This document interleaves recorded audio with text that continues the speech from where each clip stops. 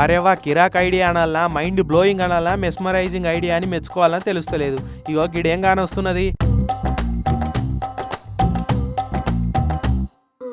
ఏమున్నాయి, దేవుళ్ళ ఫోటోలు కనబడుతున్నాయి కాబట్టి అది పూజ రూమ్, దాంట్లో ఏమున్నది అని మీకు ఏం అనుమానం వస్తలేదు కదా. కానీ ఎక్సైజ్ టాస్క్ ఫోర్స్ పోలీసు వాళ్ళకి అనుమానం వచ్చింది. దేవుళ్ళ ఫోటోలని ఇట్లా పక్కకు తీసి చూస్తే ఏం దర్శనం ఇచ్చినాయో చూడురి.